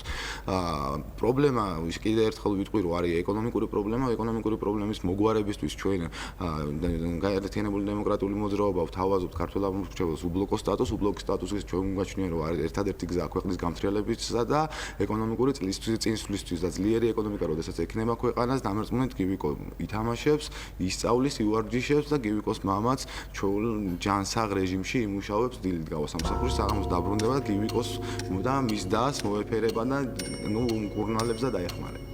მადლობთ, ახლა ბოლო კითხვაზე მოგიწევთ პასუხის გაცემა, თუმცა ამით გადაცემის პირველი ნაწილი არ დამთავრდება, თქვენ კიდევ გექნებათ საშუალება თქვენს პრიორიტეტებზე ისაუბროთ ჩვენს ეთერში, მაგრამ ბოლო ვიდეო ჩვენს ეთერში ახლა ვნახოთ.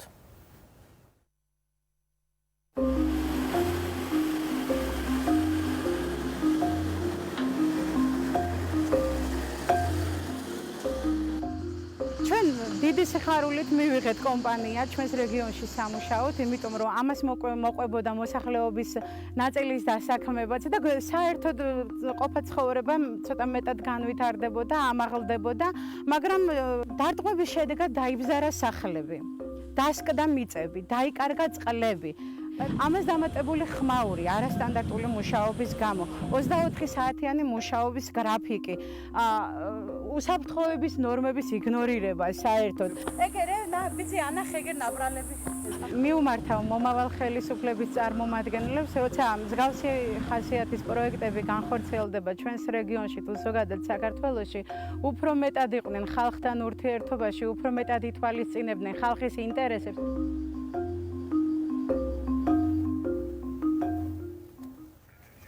ბატონო ავთანდილ, პირველ რიგში თქვენ უნდა გაგვცეთ ამ შეკითხვაზე პასუხი. როგორ ფიქრობთ, როგორ უნდა ხდებოდეს ურთიერთობა სახელმწიფოსა და კომპანიას შორის ისე, რომ მოსახლეობის უფლებები იყოს მაქსიმალურად გათვალისწინებული და დაცული და რას ფიქრობთ იმასთან დაკავშირებით, რომ მოსახლეობაც აქტიურად იყოს ჩართული მოლაპარაკებებში ან თქვათ რაღაც პირობების წარდგენაში კომპანიასა და სახელმწიფოს შორის? მე ვფიქრობ, რომ ყველაზე დიდი ყურადღება უნდა იყოს გამახვილებული ხელშეკრულების შედგენის დროს, რომ დაცული იქნეს ადგილობრივი მაცხოვრების პირველ რიგში მათი ინტერესები და არა რომელიმე ჩინოვნიკის ინტერესები.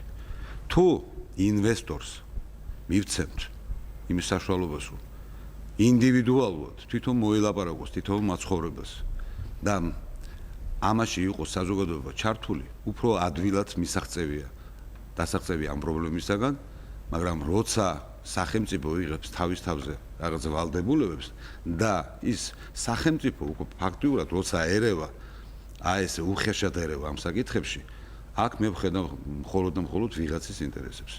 არ შეიძლება შევიდეს ინვესტორი და უზრუნველყოფილი არ იყოს იქ მოსახლეობა თუნდაც იმ პრობლემებით და არ დაეხმარო ადგილობრივ მოსახლეობას. რა თქმა უნდა, პირველ რიგში აქ სახელმწიფოს როლი არის უმთავრესი და მან უნდა დააბალანსოს ეს ურთიერთობა მოსახლეობასა და ინვესტორს შორის. როგორ პირობებში უნდა იყოს ჩადებული თქვა აუცილებლად მიმაჩნია რომ ეს უნდა იყოს უშუალოდ ხელშეკრულების პირობებში ჩადებული და არა ისე როგორც ხდება თუნდაც შემოდის ინვესტორი და შემოყავს უცხო ქვეყნიდან ათასობით მუშები და არანაირი ინტერესი არ არის გათვალისწინება ადგილობრივი მოსახლეობა თუნდაც დასაქმდეს. მადლობთ ბატონ გიორგი, თქვენ როგორ წარმოგიდგენიათ სახელმწიფოსა და ინვესტორის ურთიერთობა, ეს არა მხოლოდ აჭარის, არამედ საქართველოში ძალიან ბევრი რეგიონის პრობლემაა, თუმცა კონკრეტულად აჭარის შემთხვევაში თქვენ როგორ ფიქრობთ, უნდა იყოს თუ არა მოსახლეობა უფრო აქტიურად ჩართული პირობების შედგენაში და როგორ უნდა ითვალისწინებდეს სახელმწიფო და კომპანია ერთობლივად ეს კონტრაქტით უნდა იყოს გაფორმებული და თქვათ გათვალისწინებული თუ აი როგორ შეიძლება მოხდეს მეტად ადამიანების უფლებების დაცვა. ხო, მოგეთ ეს პროექტი ფესების შემოვლობა აჭარის ზემოთიან რაიონებში დაიწყო ჯერ კიდევ ჩვენი ხელისუფლებაში ყოფნის პერიოდში 2010 წლიდან. ეს არის ძალიან მნიშვნელოვანი პროექტი. ფესების მშენებლობის დასრულების შემდეგ ადგილობრივ მუნიციპალურ ბიუჯეტებში ათეულობით მილიონი ლარი წავა ქონების გადასახადის სახით, ცალკე საშემოსავლო გადასახადი ბუნებრივი აჭარის მთავრობაში, მოკლედ მარტივად რომ ვთქვათ, ეს არის ძალიან მნიშვნელოვანი პროექტი. მაგრამ აქ ჩანს ძალიან ბევრი სხვა პრობლემა. ამასთან ერთად ბუნებრივია მთავარი პრიორიტეტი არის ადგილობრივი მოსახლეობის დასაქმება და ასე შემდეგ. უბრალოდ აქაც ძალიან კარგად გამოჩნდა დღევანდელი ხელისუფლების სრული უნარობა და უსაქმურობა. როცა ხელისუფლება ესეთ მნიშვნელოვან პროექტს ახორციელებს, მათ არ ემეტებათ თუ არ ვიცი, ვერ აკეთებენ იმას, რომ დაახლოებით 1 მილიონი ლარი არის საჭირო იმისთვის, რომ ამ ადამიანების კომპენსირება მოხდეს. და ან ბათუმში მათთვის საცხოვრებელი სახლების გადაცემა და ასე შემდეგ. აქაც კარგად ჩანს, მოკლედ კიდევ ერთხელ ვიმეორებ, დღევანდელი ხელისუფლების უნარობა. ისინი ისევ როგორც სხვა ბევრ საქმეში დაკავებულები არიან მხოლოდ ერთი თემით, კომისიას ქმნიან. კომისიაზე მიმდინარეობს ამ ადამიანების მდგომარეობის შესწავლა, ოღონდ გაუთავებლად მიმდინარეობს და მიმდინარეობს. თავიდანვე რატომ არ იყო თქვა მოსახლეობასთან მოლაპარაკებული ან მათი ადგილმონაცვლეობა? არ ვიცი, ამათ კომისიების მუშაობა სიმართლე გითხრათ არ მაქვს შესწავლილი, როგორ მოქმედებს ამათი მიერ შექმნილი კომისიები, მაგრამ ფაქტია და კარგად ჩანს, რომ არც არ აკეთებს ეს კომისიები. კიდევ ერთხელ 2010-ში დაიწყო ხო? კიდევ ერთხელ ვიმეორებ, ჩვენ გვაქვს კონკრეტული გეგმა, რომელიც გულისხმობს იმას, რომ აჭარის მთავრობა ამ მოლაპარაკების პროცესში საქართველოს მთავრობასთან ერთად იქნება აქტიურად ჩართული და არც ერთი ადამიანი, რომელიც ცხოვრობს ამ რაიონებში, არ იქნება დაჩაგრული. კი ბატონო, ჩვენ სხვა პრიორიტეტებზეც მე ვილაპარაკებთ, გექნებათ ამის საშუალება. ბატონ დიმიტრი, თქვენი პასუხი გვაინტერესებს იგივე შეკითხვაზე სახელმწიფოსა და ინვესტორის ურთიერთობა, მოსახლეობის ინტერესების გათვალისწინება. ანუ პირველ რიგში გავუცემ მკითხვას დაცვით წინასწარ ვერ ჩაიდება პირობები რა უნდა შეასრულოს კომპანიამ. ანუ უშუალოდ კომპანიას ინვესტორს აქვს ვალდებულება აღებული, შემდგომ როცა გამოვლინდება რაღაც პრობლემები, ამასთან დაკავშირებით, მაგრამ სანამ ამ პრობლემის გამომწვევი მიზეზი დადგინდება, ანუ აქ ერთვება სახელმწიფო და ამ შემთხვევაში ადგილობრივი მუნიციპალიტეტის კომისიები და მათ უნდა დაადგინონ რეალურად დანაშაული არის თუ არა, რომ მიდის მშენებლობა თუ დადის მძიმე ტექნიკა ასე შემდეგ და შემდეგ. აქ არ არის მხოლოდ დაბზარულ სახლებზე საუბარი, აქ ბევრ ადგილას უფრო მნიშვნელოვანი პრობლემა სახლი დაიბზარა, თქვათ კომპენსირება მოხდება, სხვაგან ანაზღაურდება, მაგრამ სახლი არ გაბზარულა, მაგრამ კონკრეტული სოფლებია, რომლებსაც წყალი მოდიოდა დიდი რაოდენობით, დღეს წყლის პრობლემა აქვს შექმნილი სერიოზულად, იმიტომ რომ თუ არ ვწდები გუშინ წინ, მაგალითად ხულოს ცენტრალური გზა ჰქონდათ, ერთ-ერთი ვაშლოვანი სოფლის მცხოვრებლებს გადაკეტილი, იქიდან გამომდინარე, რომ ადგილობრივმა მუნიციპალიტეტმა ისიც კი ვერ მოახერხა კომპანიასთან ერთად, რომელსაც აღებული აქვს ვალდებულებები, რომ კომპანიას ანუ იზოლების წესით მაინც შეესრულებინა თავის ვალდებულება და იქ იყო საუბარი იმაზე, რომ უნდა მოხდარიყო რამდენიმე ჭაბურღილის გათხრა, საიდანაც მიიყვანენ ალტერნატიულ წყალს. ამ ყველაფერს დაჭირდა, რომ გადაკეტილიყო ცენტრალური გზა და ამის შემდეგ გამოცხადდა მაჟორიტარ დეპუტატობის კანდიდატის, მოქმედი დეპუტატის, საკრებულოს თავმჯდომარეს, გამგებელის და ამ ხალხს მიცეს პირობა და ამ შაბათ-კვირას ველოდებით, იმიტომ რომ ჩვენც ამ ხალხთან ერთად ვიყავით ამ ღონისძიებას და ველოდებით, რომ ეს პირობა შესრულდება. ანუ აქ არის უკვე სახელმწიფოს ვალდებულება აღებულია კომპანიას, მაგრამ აღსრულების ნაწილშია სახელმწიფო მაქსიმალურად ჩასართავდა. ამ შემთხვევაში ჩაერთო ეს პრობლემები მოგვარდა. მადლობთ ბატონ გიორგი, თქვენ როგორც იურისტი ალბათ უფრო კონკრეტულ პასუხს გავხსენთ, როგორ შეიძლება პრევენციის სახით თუნდაც კონტრაქტში იყოს გათვალისწინებული მოსახლეობის ინტერესების დაცვა მაქსიმალურად, რომ იგივე ესეთი შემთხვევები აღარ იყოს შემდეგ. მოგეხსენებათ ხა საქართველოს დიდარია ჰიდრორესურსებით, მაგრამ ჩვენ მხოლოდ 15% გვაქვს სადღაც ესე ათვისებული და დიდი პოტენციალი ამ თვალსაზრისით. თან ეს ისეთი ამ მიმართულებით ინვესტიცია, ეს არ არის ისეთი ინვესტიცია, რომ ინვესტორი მოვიდა, მაღაზია გახსნა, ვთქვათ, ხო? აქ აუცილებლად ყოველთვის ხელისუფლება ფიგურირებს და ცხადია ხელისუფლება უყენებს პირობებს, ხო? აქედან გამომდინარე, ამ შემთხვევაში პირობების დაყენების შემთხვევაში უნდა იყოს ორი აუცილებელი აუცილებელი პრინციპი გათვალისწინებული. ეს პირველი ყოვლისა ეს არის ეკოლოგიური პრობლემა. ეკოლოგიური პრობლემა იმ მომენტის, როდესაც თქვათ ინვესტორი მოდის და რამოდენიმე მილიონს გპირდება, არ აქცევენ ხშირად ყურადღებას ამ დროს ამის შემდეგ, როდესაც ამას ყურადღებას არ მიექცევს, ორჯერ და სამჯერ მეტი შეიძლება დაგიჯდეს და მთლიანად ეს შემოსავალი ამ ეკოლოგიური პრობლემის მოგვარებაში შეიძლება წავიდეს. აქედან გამომდინარე, ეკოლოგიური პრობლემა პირველ რიგში ძალიან მნიშვნელოვანია და მეორე ეს არის საკუთრების უფლების დაცვა. ის ადამიანები არ უნდა დაზიანდნენ, ვისთვისაც თითქოს კეთდება ეს და მათთვის კეთდება, ხო, ცხადია პირველ რიგში, მაგრამ ეს ადამიანები ზიანდებიან. ეხლა წარმოიდგინეთ თქვენ, ეს ადამიანები დასაქმდებიან პირობითად აქ, მაგრამ შემდეგ მივლენ დაბზარულ სახლში და თავის ხელფასი შეიძლება ამას მოახმარონ იქ ლესვას, ხო? აქედან გამომდინარე, ეს ორი პრინციპი უნდა იქნას დაცული და სახელმწიფო აქტიურად უნდა ჩაერიოს ცხადია ამ ხელშეკრულების პირობების შედგენაში. ძალიან დიდი მადლობა. თქვენი დღევანდელი პასუხები რეალური სივრცისთვის ის დოკუმენტი იქნება, რომლის მიხედვითაც უკვე მოგვიანებით არჩევნების შემდეგ ვნახავთ, როგორ შეასრულებს დღევანდელ დანაპირებს. ჩვენ ძალიან ბევრი კითხვა და თემა ჩამოვიტანეთ რეგიონებიდან, მე მათი ნაწილი უკვე წარმოგიდგინეთ, ხოლო ნაწილს აი ახლა შემოგთავაზებთ და მე მინდა ყურადღებით მოისმინოთ ყველაფერი, რაც აწუხებს აჭარის მოსახლეობას.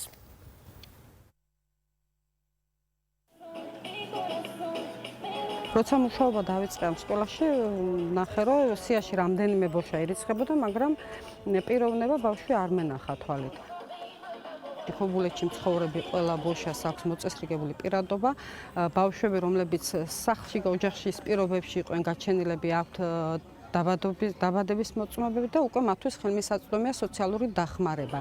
მაქვს შიში ამის, რომ არ დამეკარგოს ეს ბავშვები, რომლებიც ჩავრთეთ სასკოლო ცხოვრებაში და საკმაოდ აქტიურად, იმიტომ რომ ძალიან ბევრი წარმატებული მოსწავლე ყავს ბოშა. კარგი იქნებოდა თუ პარტიები გაითვალისწინებდნენ, რომ განათლების ხელშეწყობისთვის განსხვავებული მიდგომა ან რაღაცა ვაუჩერული დაფინანსება თუნდაც ან წახალისება ეს რაღაც მეთოდი მოგონებული იყო იმ სკოლებისთვის და ასეთი რამდენიმეა საქართველოში, სადაც ბოშა ბავშვები განათლებას იღებენ.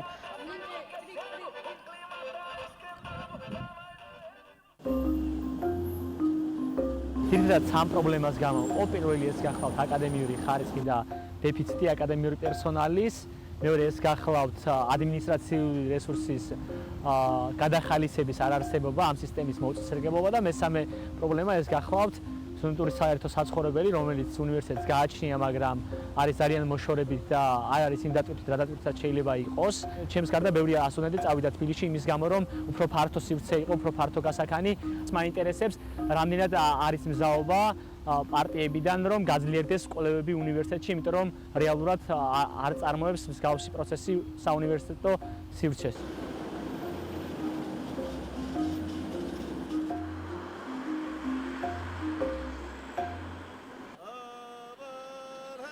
2009-2010 წელში შეიკრიბა სპეციალური ჯგუფი ახალგაზრდებისა, რომლებმაც გადაწყვიტეს ადგილობრივი ფოლკლორის აღდგენა.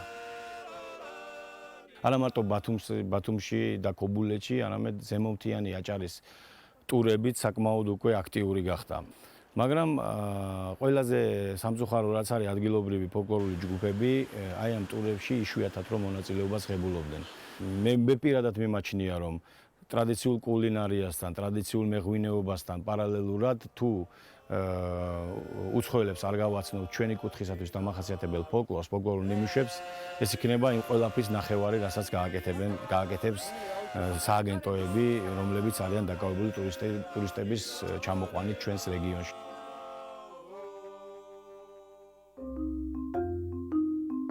ჩვენი შესწავლისა და კვლევის შედეგად იკვეთება, რომ აჭარაში მაჭახლის ხეობა მიუხედავად იმისა, რომ იგი არ გამოირჩევა შედარებით აი მაგალითად ღორჯომთან, დანისპარაულთან, შუბანთან, დარჩიძეებთან, აი ამ სოფლებთან შედარებით არ გამოირჩევა მაღალმთიანობით, თუმცა ეკონომიკური და ეკონომიკის აი მეურნეობრივი ხასიათით აჭარაში მაჭახლის ხეობა ყველაზე დაბალ შემოსავლიანია. მაინტერესებს, რატომ არ შეიძლება მიიღოს მაჭახლის ხეობის სოფლებმა როგორც ისტორიულ გეოგრაფიულად მაღალმთიანმა აჭარამ მაღალმთიანი დასახლების სტატუსი.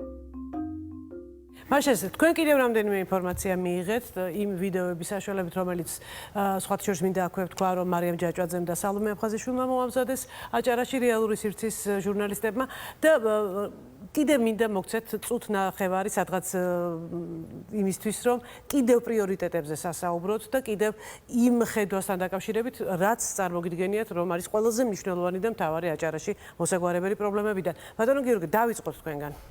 დიახ.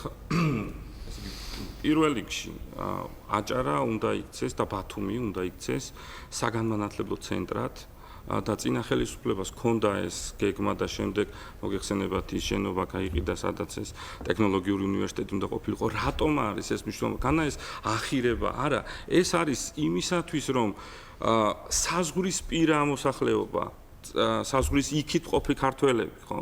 რომელიც ოდესღაც იქნა ისინი დაინტერესდნენ, რომ აქ ისწავლონ, საქართველოში ისწავლონ. და აქედან გამომდინარე ეს ცნობიერება თუნდაც შეინარჩუნონ, ხო? ეს ერთი. მეორე, მაჭახლის ხეობა ჩემთვის ძალიან ახლობელია, იმიტომ რომ წარმოშობით იქედანა ვარ და ვიცი ეს პრობლემა. სხვათა შორის მაჭახლის ხეობა გამოცხადდა ნაკრძალად. მოგეხსენებათ, როდესაც ნაკრძალია, შესაბამისად აქ მოსახლეობა კი ცხოვრობს, მაგრამ შეზღუდული აქვს გარკვეული ისე მაგალითად ნადირობა, ხო? არ შეიძლება და აქედან გამომდინარე მათ ცხადია ამ პრივილეგიას, ესე ვთქვათ, რომ მაღალმთიან ზონად გამოცხადეს, ანუ რისთვისაა საჭირო, რომ კომპენსირება მოხდეს ამ ყველაფრისა, რომ რა შეზღუდვაც მოხდა, იმის კომპენსირება მოხდეს, ხო? ეს მეორე საკითხი. მესამე რაც შეეხება ჩვენ ვილაპარაკეთ, მაგრამ საშუალება არის ყოველდღიურ რომ ვისაუბროთ. იგივე ბათუმის ინფრასტრუქტურა. აი ერთ მაგალითს გეტყვით, რომ ახალ ბათუმში, სადაც არის მოცეკვავე შადრევნები, ირგვლივ არ არის ინფრასტრუქტურა, ანუ მარტივი კაფე ბარი და უცხოელების გამიგია ამაზე ისა რომ პრობლემა იქნებოდა, ხო? საბჭორო დრო ამოიწურა ბატონო ავთანდილ თქვენი მოსაზრება და პრიორიტეტები თქვენთვის თავი. რა თქმა უნდა, ძალიან რთულია წუთ ნახევარში ჩაატვია ის პრიორიტეტები, რომელიც უნდა შევთავაზოთ ჩვენს მოსახლეობას და ამომრჩეველს. მაგრამ მე ვთვლი, რომ აჭარას და განსაკუთრებით მის რეგიონს თლიანად ახლებური მიდგომა ჭირდება, იმიტომ რომ არ შეიძლება ამდენი ხელისუფალი გამოიცვალა 25 წლის განმავლობაში და აჭარა დღეს ესეთ დონეზე იყოს. როგორც ინფრასტრუქტურის მოწყობის კუთხით, ასევე განათლების პრობლემები უამრავია ნებისმიერ დარგში. არ შეიძლება ეს წუთ ნახევარში ჩაატვიო. არ შეიძლება სკოლაში სამსაგანს ერთი პედაგოგი ასწავლიდეს. ამიტომ ჩვენ ეროვნულმა ფორუმმა შევთავაზეთ მოსახლეობას ჩვენი პროგრამა, რომელიც ისახავს ძირეულ სისტემურ ცვლილებას, როგორც ხელისუფლების, ასევე სხვადასხვა უწყების სისტემებში. რაც არ უნდა ჩვენ განათლების სისტემაში, ირმის თუ შვილის ნახტომი დავარქვათ ნებისმიერ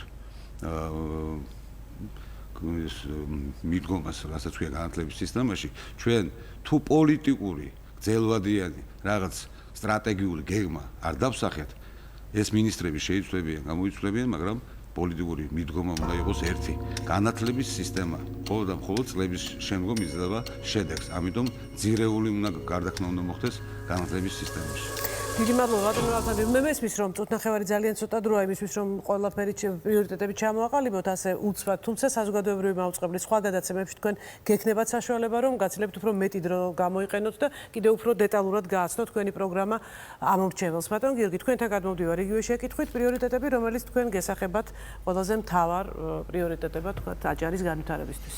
ჩვენ დღეს გადაცემა დავიწყეთ სტატისტიკით, რომელიც თქვენ აჭარის მთავრობამ მოგაწოდათ. ამ სტატისტიკის მიღმა, თუმცა ამ სტატისტიკასაც მე ვფიქრობ, რომ მეორე რეალური რამ იყო, ამ სტატისტიკის მიღმა სხვა რეალობა გვაქვს ჩვენ აჭარაში. 4 წლის განმავლობაში არც ერთი მეტნაკლებად მნიშვნელოვანი ტურისტული ობიექტი თუ საინვესტიციო პროექტი არ გახორციელებულა ჩვენს ქალაქში. ამ ყოველფრის ნაცვლად შეჩერდა ყველა მნიშვნელოვანი პროექტი, რომელიც იყო დაწყებული, რომელზეც თანხა იყო გამოყოფილი და უბრალოდ ბოლოში იყო მისაყვანი. უნივერსიტეტზე იყო საუბარი, მაგალითად ტექნოლოგიური უნივერსიტეტი. Royal Caribbean-ის საკრუიზო იახტ კლუბი, რომელიც მინიმუმ 300,000 ტურისტს შემოიყვანდა საკრუიზო ხომალდით ჩვენს ქალაქში. შეჩერდა ხიდის მშენებლობა და გონიოს პოლიგონის განვითარება. შეჩერდა სტადიონის მშენებლობა. უამრავი პროექტი არის ქალაქში შეჩერებული. ჩვენი მთავარი ამოსავალი წერტილი არის ერთი რამ. ჩვენ უნდა შევძლოთ ის, რომ ყველა ეს პროექტი უსწრაფესად უნდა განახლდეს ჩვენს ქალაქში უნდა შემოვიდეს ინვესტიციები, დასაქმდნენ ადამიანები და ოჯახებმა ამოისმინთქოს. ყველაზე უფრო პოპულარული სიტყვა, რა ვიცი, მე რაც მესმის ჩვენს ქალაქში და რეგიონში, ეს არის უპატრონობა. დღევანდელი ხელისუფლების სულმა უნარობამ ყველა ადამიანში, ვინც უმრავლეს ადამიანებში, ვინც ჩვენს ქალაქში და რეგიონში ცხოვრობს, გააჩინა ნიჰილიზმის გზნობა და ისინი თვლიან, რომ დღეს ჩვენი ქალაქი და რეგიონი არის უპატრონო. ამიტომ მოკლედ 2016 წლის 8 ოქტომბრის არჩევნები არის ზუსტად ის არჩევნები, სადაც ჩვენს ყველაფერი ერთად უნდა დავამარცხოთ და ჩვენი ქვეყანა უსწრაფესად დავაყენოთ ეკონომიკური წინსვლის რელსებზე. მადლობთ, ბატონ დემიტრი. თქვენი მოსაზრება პრიორიტეტებთან დაკავშირებით. აჭარაში ზოგადად ჩვენ არაერთ პრობლემაზე ვისაუბრეთ, უკვე არაერთი პრობლემა წარმოგვიდგინეს თქვენ ჟურნალისტებმა, რაზისთვისაც დიდი მადლობა საზოგადოებრივ მაუწყებელს, მაგრამ ყველაზე მნიშვნელოვანი არის ყველა პრობლემა ძირითადად მიდის ეკონომიკურ მდგომარეობასთან. ანუ ძალიან გაჭირვებული მოსახლეობა გვყავს, მოსახლეობას ძალიან უჭირს ეკონომიკურად. აქედან გამომდინარე, ნებისმიერი პროექტი, რომელზეც ჩვენ შეიძლება ვსაუბრობდეთ, ამომავალი წერტილი უნდა იყოს იმის, რომ შემოიტანოს ინვესტიციები, უნდა იზრუნოს ხელისუფლება ინვესტიციების შემოტანაზე, ტურიზმის განვითარებაზე, მაგრამ ქვეყანა, რომელსაც აქვს ტერიტორიული პრობლემები, დამერწმუნეთ, ტერიტორიული პრობლემების არსებობის შემთხვევაში ტურისტისთვის მაინც საფრთხის შემცველია. აქედან გამომდინარე, ჩვენ დემოკრატიული მოძრაობა ვთავაზობთ ქართულ ამომრჩეველს უბლოკო სტატუსს, რომელიც ჩვენ მიგვაჩნია, რომ იქნება საშუალება იმისა, რომ დავიბრუნოთ ჩვენი დაკარგული ტერიტორიები, და ერთიანი და მთლიანი საქართველოს პირობებში გვექნება დიდი საშუალება იმის, რომ უკვე ამაყად მოვიზიდოთ ინვესტიციები, გავაღვნიშნოთ ეკონომიკა და შეუძლოთ ამ მატერიალური სიძუხჭერის აღმოფხვრა. აქედან გამომდინარე, მე მინდა მოვუწოდო ჩვენს ამომრჩეველს, რომ მობრძანდნენ არჩევნებზე 8 ოქტომბერს და მხარი დაუჭირონ გაერთიანებული დემოკრატიული მოძრაობა, შემოხაზონ 3, მხარი დაუჭირონ პრინციპს უბლოკო სტატუსის შესახებ, რათა ჩვენ შევძლოთ, რომ გავაერთიანოთ და გავაძლიეროთ ეკონომიკურად ჩვენი ქვეყანა. დიდი მადლობა მობრძანებისთვის. რამდენიმე წუთში სამეგრელო ზემოსვანეთიდან დასმულ კითხვებს შემდეგი პარტიები უპასუხებენ: ქართული ოცნება დემოკრატიული საქართველო, თავისუფალი დემოკრატები, საქართველოს რესპუბლიკური პარტია, საქართველოს პატრიოტთა ალიანსი და საქართველოს ლეიბორისტული პარტია. ძალიან დიდი მადლობა კიდევ ერთხელ მობრძანებისთვის. მე იმედი მაქვს, რომ ჩვენ კვლავ შევხვდებით ამ სტუდიაში სხვადასხვა რეგიონებზე სასაუბროთ, თუმცა საზოგადოებრივი მაუწყებელი სხვა გადაცემებშიც მოგიწვევთ და იქაც გექნებათ საშუალება თქვენს ხედვაზე ისაუბროთ. ძალიან დიდი მადლობა. ჩვენ რამდენიმე წუთში დავბრუნდებით სარეკლამო ჭრის შემდეგ.